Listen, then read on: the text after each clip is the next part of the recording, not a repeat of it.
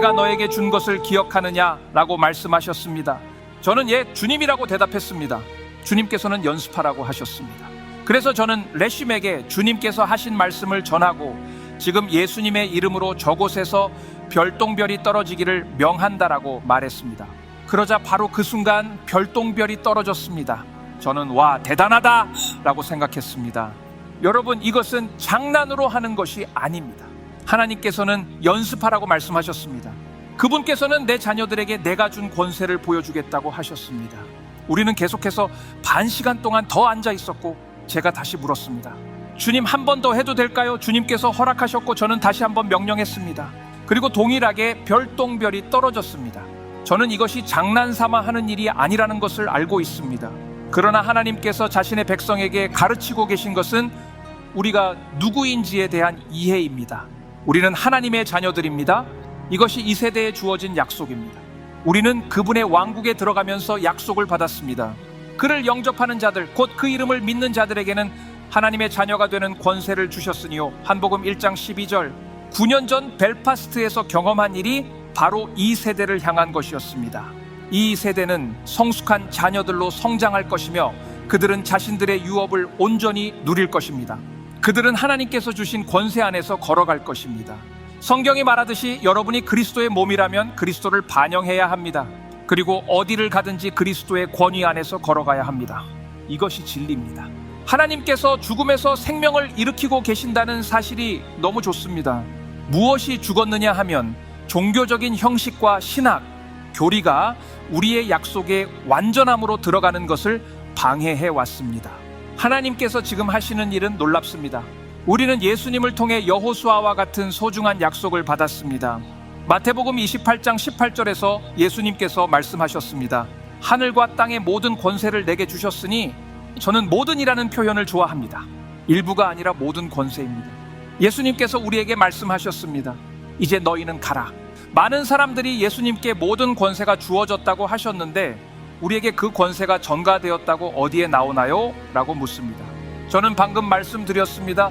여러분은 그리스도의 몸입니다. 모든 권세가 예수님께 주어졌고 이제 가서 그 권세를 행사하라고 하셨습니다. 그분께서 하신 일을 그대로 행하라는 것입니다. 몇 년 전 또 다른 라시 하샤나 때 저는 주님으로부터 방문을 받았습니다.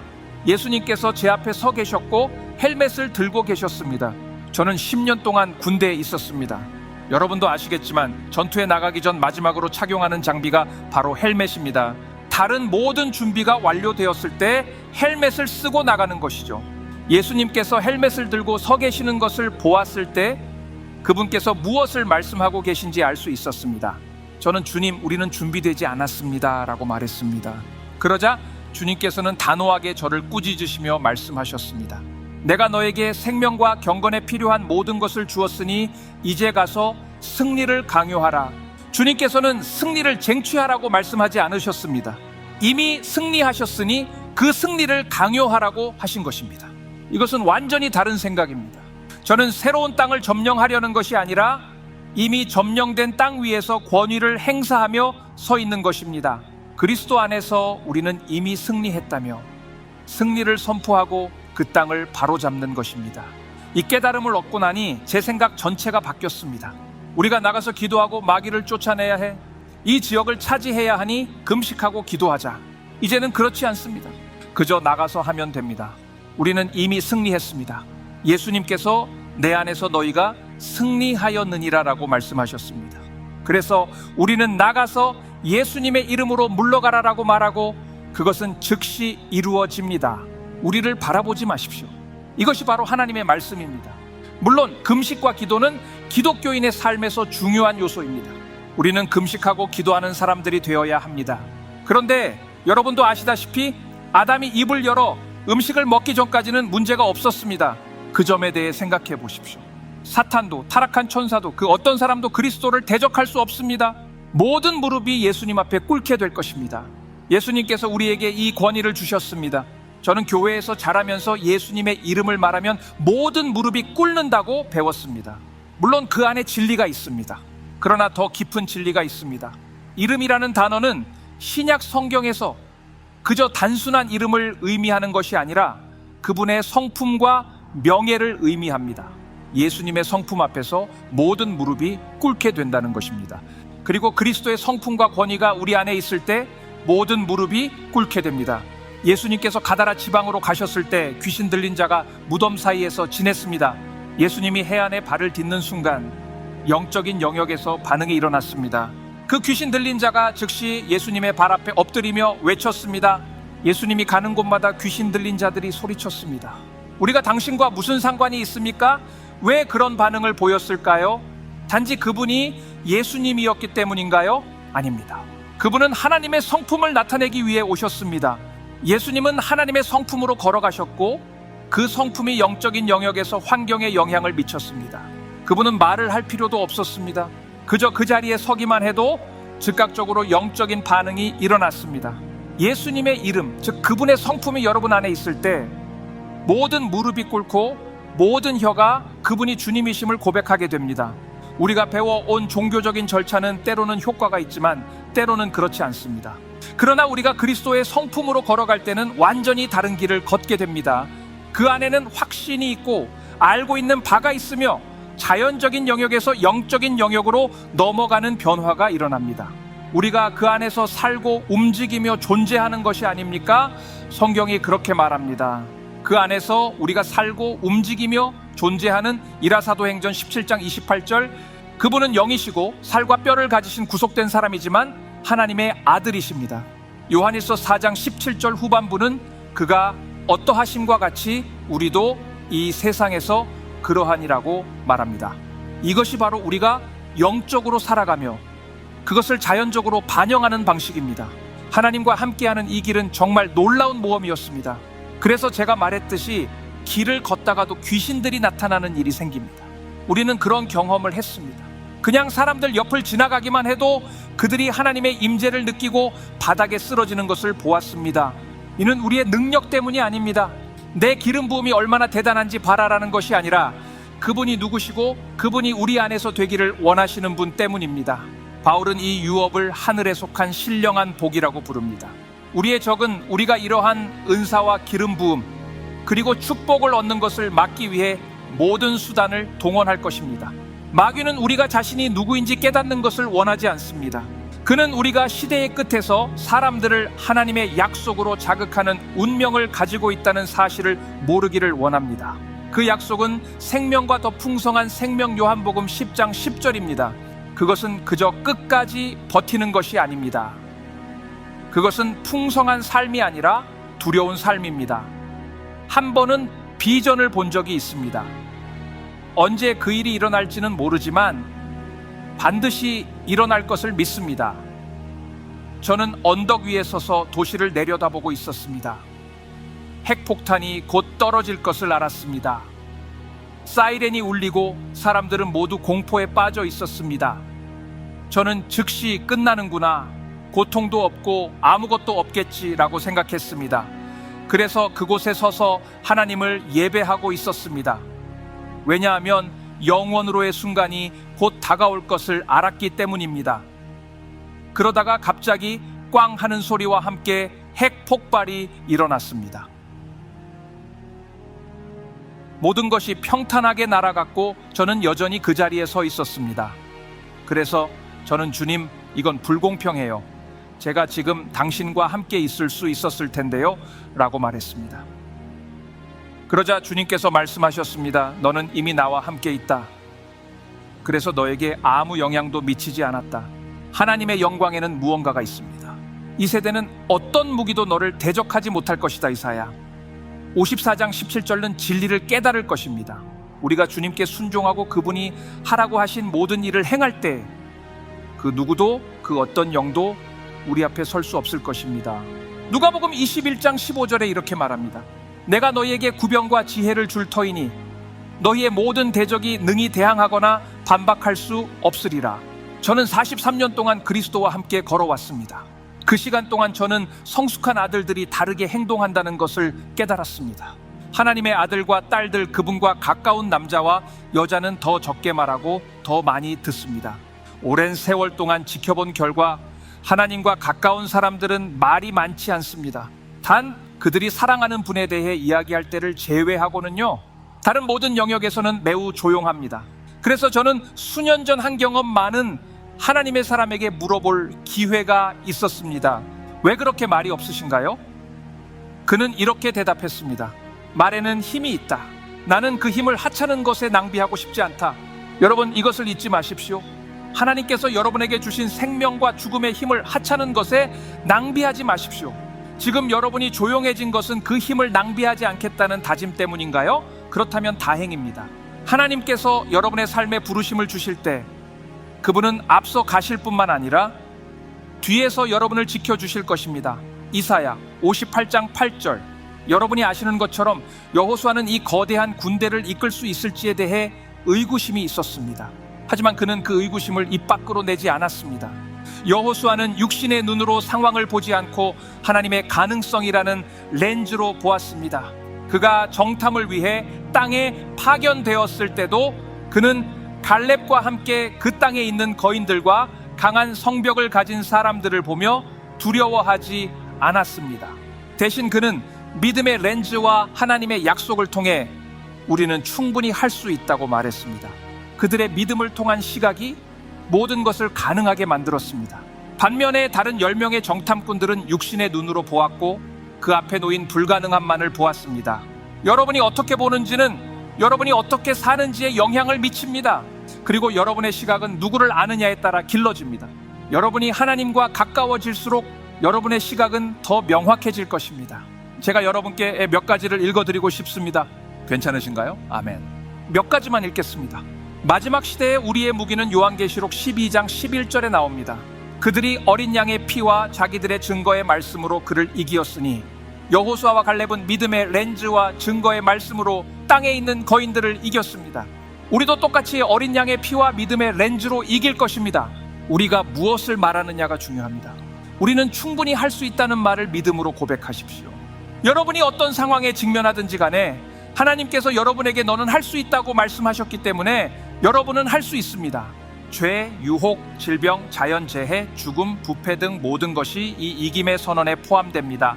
그 어떤 무기도 여러분을 대적할 수 없을 것입니다. 끊임없는 승리의 대가는 깨어 있음입니다. 항상 경계하십시오. 여러분의 적 마귀는 우는 사자처럼 삼킬 자를 찾아다니고 있습니다. 마귀는 교회보다 더 경계심이 강합니다. 우리도 삶에서 깨어 있어야 합니다. 작은 것들이 포도원을 망친다고 성경에 나와 있지 않습니까? 그저 그건 별거 아니야 라고 넘기면 여러분은 적을 진영 안에 들여보내는 것입니다. 주의하고 경계해야 합니다. 제가 여러분께 보여드리고 싶은 것이 있습니다. 에베소서 1장입니다. 제가 질문을 던진 이유는 의도적입니다. 여러분은 모두 이스라엘을 사랑하십니까? 여러분 모두 여기에 계신가요? 저는 할렐루야 성경에서 읽고 있습니다. 이 번역은 히브리어 및 아람에어 원문에 가장 가까운 영어 번역입니다. 에베소서 1장 15절을 읽겠습니다. 이러므로 나도 주 예수님에 대한 너희의 믿음과 모든 성도들을 향한 너희의 사랑을 듣고 너희를 위하여 감사하기를 그치지 아니하고 기도할 때에 너희를 기억하노라. 우리 주 예수 그리스도의 하나님 영광의 아버지께서 지혜와 계시의 영을 너희에게 주사 계시와 그분을 아는 지식을 주셔서 여러분의 마음의 눈이 밝아져 그분의 부르심에 대한 소망이 무엇인지, 성도들 안에서 그분의 유업의 영광의 풍성함이 무엇인지, 또 우리 믿는 자들을 향한 그분의 능력의 크심이 어떠한지 알게 되기를 기도합니다. 그 능력은 그분이 그리스도를 죽은 자들 가운데서 살리시고 하늘에 있는 그분의 오른편에 앉히실 때 발휘하신 힘과 같은 것입니다. 그리스도는 모든 통치, 권세, 능력, 주권, 그리고 지금뿐만 아니라 다가올 시대에도 이름 지어지는 모든 이름 위에 계시며 하나님께서 모든 것을 그분의 발 아래 두시고 그분을 교회의 머리로 삼으셨습니다. 교회는 그분의 몸이요 만물 안에서 만물을 충만하게 하시는 이의 충만입니다. 에베소서 1장 17-23절에서 여러분은 그리스도의 몸입니다. 그분은 모든 것을 여러분의 발 아래 두셨습니다. 그래서 하나님께서 말씀하십니다. 이 승리를 확고히 하라. 포기하지 마라. 믿음이 약해지지 마라. 내가 너에게 준 권세 안에 서라. 이제 성숙한 하나님의 아들들이 일어설 때입니다. 성경에 따르면 남녀 모두 아들로 부름받았습니다. 그리고 교회는 신부로 부름받았습니다. 남성들도 신부라고 불리니 이 부분에 대해서는 주의해야 할 필요가 있겠죠. 하나님께서 말씀하십니다. 이제 교회가 일어설 때다. 여호수아도 그 많은 백성을 이끌 수 있을지에 대해 의구심을 가졌습니다. 그는 자신이 채워야 할 큰 역할을 명확히 인식하고 있었고 아마도 불안감과 부족함을 느꼈을 것입니다. 저의 아버지도 전도자로서 하나님의 강력한 사용을 받았습니다. 그분은 제가 아직 보지 못한 기적들을 목격하셨습니다. 저는 그와 같은 기적들을 여전히 보지 못했지만 분명히 그런 기적들이 존재한다고 믿습니다. 아버지께서는 팔다리가 없는 사람을 위해 기도하시자 팔다리가 생기는 기적을 보셨습니다. 그는 죽음의 문턱에 있는 사람들을 위해 기도했는데 과테말라에서 열린 집회에서 병원 침대에 누워있던 3명의 남자가 그의 설교 도중 기적적으로 일어났습니다. 그들의 몸은 90%가 화상으로 뒤덮여 의사들은 아무런 희망이 없다고 말했지만 아버지는 그들을 위해 기도하셨고 그들은 그 자리에서 일어났습니다. 사람들은 아버지의 설교가 좋아서 환호하는 줄 알았지만 사실 그들은 기적을 보고 하나님을 찬양한 것이었습니다. 이와 같은 기적들이 수천 건에 이르렀습니다. 눈이 없던 사람들이 시력을 되찾는 일들도 있었습니다. 러시아의 지하교회에서 한 형제가 아버지에게 왔습니다. 그는 태어날 때부터 눈알이 없었다고 했습니다. 그는 선글라스를 벗었고 빈 눈구멍을 보여주었습니다. 아버지는 그에게 물었습니다. 주님께서 당신에게 무엇을 하기를 원하십니까? 이 질문이 어리석게 들릴 수도 있겠지만 아버지는 그들이 자신이 원하는 바를 명확하게 표현하지 않으면 믿음이 없는 상태에서 기도하게 된다고 말했습니다. 그는 저는 보고 싶습니다라고 대답했습니다. 그러자 아버지는 그를 위해 기도하셨습니다. 예수님의 이름으로 시력이 돌아오게 하라라고 명령하며 그의 눈구멍에 손을 얹었습니다. 그리고 손을 떼자 그 남자는 저는 볼 수 있습니다 라고 외쳤습니다. 그 남자는 거울을 찾으며 거울 좀 주세요, 거울 좀 주세요 라고 외쳤습니다. 그는 눈알이 없었음에도 시력을 얻었기 때문입니다. 하지만 그는 저는 눈알을 원해요 라고 말했습니다. 제 아버지는 좋아요, 다시 기도합시다 라고 하며 그의 얼굴에 손을 얹고 기도했습니다. 아버지 그의 마음을 들으셨습니다. 그에게 눈알을 주시옵소서. 그 순간 녹색 눈이 생겼습니다. 그런데 그 남자는 하지만 저는 파란 눈을 원했어요 라고 말했습니다. 어떻게 그가 파란 눈이 어떤 색인지 알았을까요? 제 아버지는 웃으셨습니다. 이 모든 일의 목적은 구체적으로 요청하라는 것이었습니다. 그는 다시 기도했고 그 남자는 파란 눈을 얻게 되었습니다. 여러분, 하나님께서 보여주시는 대로 기도해 주세요 같은 모호한 요청은 안 됩니다. 기도할 때는 구체적으로 요청해야 합니다. 비범한 기적들이 일어났습니다. 그때 제 아버지가 저에게 와서 나와 함께 기도해라라고 하셨습니다. 저는 아니요, 그냥 지켜보겠습니다라고 했습니다. 저는 그 기름 부음에 몇 년 동안 겁을 먹었습니다. 제가 기도하면 기적이 일어나기는커녕 오히려 더 악화되는 일이 많았습니다. 그러던 어느 날 하나님께서 저에게 말씀하셨습니다. 내가 너를 아버지의 모습으로 창조한 것이 아니라 나의 모습으로 창조했다. 너의 부르심은 그분의 부르심과 다르다. 그 순간 저는 자유로워졌습니다. 그리고 그 후에야 제가 기도한 사람들이 치유되는 것을 보기 시작했습니다. 저는 아버지의 기름 부음을 흉내 내려고 했던 것이 아니라 저 자신의 삶에서 하나님을 따르지 않았던 것입니다. 주의 깊게 들어야 합니다. 사람을 본받지 말고 하나님을 본받으십시오. 여호수아도 내가 모세를 따라갈 수 있을까라고 고민했지만 그는 모세를 본받는 것이 아니라 하나님이 말씀하시는 대로 해야 했습니다. 하나님께서 여러분에게 무엇을 하라고 하시면 그 말씀을 따르는 것이 우리의 책임입니다. 하나님께서 여호수아의 성공에 대한 부담과 책임을 자신에게 두셨다는 사실을 주목하십시오. 여호수아 1장 5절에서 하나님께서 내가 너를 실패하게 하지 않겠다라고 약속하셨습니다. 하나님께서 여러분에게 무엇을 하라고 하실 때 그분이 실패하지 않으실 것입니다. 여러분이 일하는 것이 아니라 여러분은 순종하는 것입니다. 그리고 하나님께서 일을 이루십니다. 기적을 일으키는 것은 여러분이 아닙니다. 하나님께서 기적을 일으키십니다. 여러분의 책임은 그분의 말씀에 순종하는 것입니다. 그분이 병자에게 기도하라고 하시면 기도하는 것이 여러분의 책임이고 그분은 그 말씀을 확증하시는 분입니다. 하나님께서 주라고 하시면 주는 것이 여러분의 책임이고 그분은 여러분의 모든 필요를 채우시는 분입니다. 순종은 계시와 만남의 문을 여는 열쇠입니다. 하나님께서 여러분을 신뢰하실 수 있다는 것입니다. 여러분은 이 방에 있는 천사들의 무리를 보실 수 있습니까? 그들은 신정체제를 이해하고 있습니다. 하나님께서 무엇을 말씀하시든 그들은 즉시 그 말씀을 따릅니다. 그들은 인간이 하나님의 나라의 현실을 얼마나 이해하지 못하는지 보고 놀랍니다.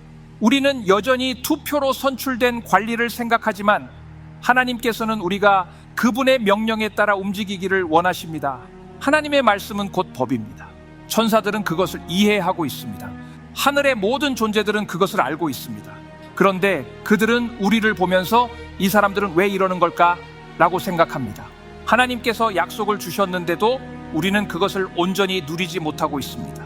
문제는 우리가 자신이 누구인지 이해하지 못하는 데 있습니다. 특히 싱가포르에서 군대 생활을 한 사람들은 모두 그 맛을 보았을 것입니다. 여러분은 명령을 받으면 네, 알겠습니다 라고 대답합니다. 때로는 그 명령을 수행하는 동안 불평을 할 수도 있지만 결국 명령을 수행합니다. 그렇지 않나요? 우리는 우리의 군대에서 그렇게 했습니다. 여러분은 권위를 이해합니다. 하나님께서 말씀하시면 여러분은 그것을 행합니다. 저도 하나님과 논쟁한 적이 있습니다. 하지만 저는 결국 그분이 말씀하신 대로 했습니다. 하나님께 감사한 것은 그때 저는 영적으로 미성숙한 아기였지만 그분께서 저를 아기로 다루셨다는 점입니다. 아멘. 사실 이 방에는 지금 영적 활동이 활발하게 일어나고 있습니다. 성도들과 족장들이 이곳에 있습니다. 저는 그들 중 3명을 보고 있습니다. 다니엘이 보이고 엘리야가 보입니다. 제가 지금 에스겔도 보고 있습니다. 그들 모두가 오늘 멘트를 가지고 왔습니다. 그들은 팔에 멘트를 두르고 있으며 이곳에 있는 여러 사람들에게 그 멘트를 나누어 줄 것입니다. 여러분 중 일부는 오랫동안 이런 것을 구하며 기도해왔고 또 일부는 놀라게 될 것입니다. 그들은 이곳에 와서 멘트를 나누어 주기 위해 왔습니다. 우리가 반드시 이해해야 할 것이 있습니다. 구약의 기름 부음은 신약에서 성취될 그림자와 같은 것이었습니다. 구약의 멘틀과 기름 부음은 땅에 심겨진 씨앗과 같으며 이 시대의 끝에 이르러 그 씨앗이 성숙하게 되어 수천 개의 멘틀이 이 땅에 풀어지고 있습니다. 다니엘처럼 시기와 계절, 꿈과 그 해석을 이해하고 열정적으로 중재하며 나라를 위해 간구하고 미래에 일어날 일들을 예언하며 시대의 끝에 대한 깊은 성경의 의미를 밝히는 사람들이 있을 것입니다. 왜냐하면 그 책은 끝날 때까지 봉인되어 있었기 때문입니다. 엘리야와 같은 사람들도 있을 것입니다. 하나님께서 메시아의 재림 전에 엘리야의 영과 권능을 다시 풀어놓으실 것입니다. 에스겔처럼 하나님께서 영적으로 원수의 진영으로 데려가시고 자연적으로는 접근할 수 없는 상황에서도 적의 전략과 비밀리에 진행되는 일들을 알게 하셔서 그것을 드러낼 수 있도록 하실 사람들도 있을 것입니다. 이제 그들이 이 멘트를 나누어 주기 위해 여기에 와 있습니다. 저는 아시아의 하나님을 향한 강한 갈망이 있다는 것을 알고 있습니다. 여러분이 하나님, 우리가 어떻게 해야 하나요? 라고 묻는다면 만약 제가 모든 사람을 초대한다면 아마 모두가 앞으로 나올 것입니다. 하지만 그것은 이 일의 방식이 아닙니다. 우리는 너무 가볍게 예 하나님 저도 원합니다 라고 말하고는 아무것도 하지 않으면서 하나님을 불명예스럽게 만드는 일이 많습니다. 이렇게 중대한 것을 받아들일 때는 더 큰 책임이 따르고 그만큼 더 높은 수준의 책임이 요구됩니다. 예를 들어 다니엘처럼 깊은 친밀함의 자리에서 걷게 되면 죄는 아니지만 더 이상 자유롭게 할 수 없는 일들이 있습니다. 그것은 하나님께서 부르신 영적 현실과 연결되기 위해 자연스러운 삶을 정리해야 하는 과정입니다. 엘리야의 삶은 인기와 사람들 사이에서의 교제를 즐기는 삶이 아니었습니다. 오히려 그는 동굴에서 고립된 곳에서 하나님과 홀로 있는 시간이 많았습니다. 이를 이해하십니까? 이런 걸음을 걸으려면 대가를 지불해야 합니다. 에스겔도 이해받지 못하고 때로는 기이한 일들을 행했습니다. 이 길을 걷기 위해서는 대가가 따릅니다. 이제 여러분에게 묻고 싶습니다. 이 대가를 치를 준비가 된 분들은 손을 들어보세요. 지금 준비되지 않았다고 해도 괜찮습니다. 정직해지는 것이 중요합니다. 하나님께서는 정직함을 존중하십니다. 아직 많은 일이 남아 있습니다. 모든 사람이 이 멘트를 걸칠 수 있는 것은 아닙니다. 하지만 여러분 중 하나님의 부르심을 강하게 느끼는 분들이 있습니까? 손을 들어주세요. 제가 볼 수 있게 해주세요. 이제 더 이상 손을 올리지 마시고 이미 손을 드신 분들만 남겨주세요. 저는 지금 그 손들을 보고 있습니다. 이제 손을 드신 분들 앞으로 나오세요. 그런데 제가 확인한 것보다 더 많은 사람들이 앞으로 나오고 있습니다. 그리고 이제 주님께서 보여주신 방식대로 할 것입니다. 하나씩 제 오른쪽에 있는 분들, 여러분의 왼쪽입니다. 그쪽에 계신 분들은 손을 들어보세요. 여기서부터 오른쪽에 있는 분들 모두 손을 들어주세요. 다니엘의 멘트를 받으세요. 받으세요. 잠잠히 있으세요. 잠잠히 있으세요. 잠잠히 있으세요. 이제 중간에 계신 분들 손을 들어보세요. 여기서 중간에 계신 분들 모두 에스겔의 멘트를 받으세요. 주님, 당신께서 저에게 보여주시는 것을 그들에게 부어주세요. 지금 그들에게 부어주세요. 이제 제 왼쪽에 계신 분들 모두 손을 들어보세요. 주님께서 엘리야의 멘트를 그들에게 부어주고 계십니다. 받으세요. 받으세요. 감사합니다, 아버지. 감사합니다, 아버지. 주님, 이 시간에 당신께서 모든 과거의 기름 부음을 성숙하게 하심을 감사합니다. 이 모든 기름 부음은 예수 그리스도 안에 있으며 모두 하나님의 성숙한 아들들의 권위 아래 있습니다. 아버지, 이 기름 부음을 그들에게 부어주시니 감사합니다. 아버지, 오늘 이 집에서 맡은 일을 감당하는 섬기는 천사들을 사용하셔서 당신의 뜻을 이루시길 감사합니다. 우리는 모든 악한 영을 쫓아내며 예수님의 피를 적용합니다. 하나님의 영이 그 자리를 채우도록 명령합니다. 감사합니다, 아버지. 감사합니다, 아버지. 거룩하신 이름을 찬양합니다. 주님, 당신의 이름을 영화롭게 합니다. 아버지, 우리는 당신의 이름을 영화롭게 합니다. 아버지, 이 나라에서 새로운 일을 하고 계심을 감사합니다. 희년의 이 시즌에 이 나라에서 나오는 소리가 전 세계를 휩쓸 것입니다. 그것은 승리의 소리이며 성숙한 아들과 딸들이 나오는 소리가 될 것입니다. 이 시대의 하나님의 아들들이 세상에 주님의 말씀을 선포하는 소리일 것입니다. 잠시만요. 오 주님, 제가 보았습니다. 아버지 라데시, 하나님의 숨결이 그들에게 불을 내리십시오. 그들에게 불을 내리소서. 그들에게 불을 내리소서. 그들에게 불을 내리소서. 새로운 오순절의 소리입니다. 아버지, 그들에게 새로운 언어를 주십시오. 이 새로운 시간에 맞는 새로운 언어를 주십시오. 할렐루야. 아버지, 당신을 찬양합니다. 아버지, 당신을 찬양합니다. 모두 오른손을 들어보세요. 주님께서 여러분의 손에 열쇠를 주고 계십니다. 하나님의 나라의 열쇠입니다. 여러분의 운명을 여는 열쇠입니다. 지금 받으세요. 지금 받으세요. 감사합니다, 아버지. 감사합니다, 아버지. 가장 높으신 하나님을 찬양합니다. 감사합니다, 예수님. 감사합니다, 예수님. 감사합니다, 예수님. 할렐루야. 감사합니다, 예수님. 아버지, 당신의 백성을 축복해 주십시오.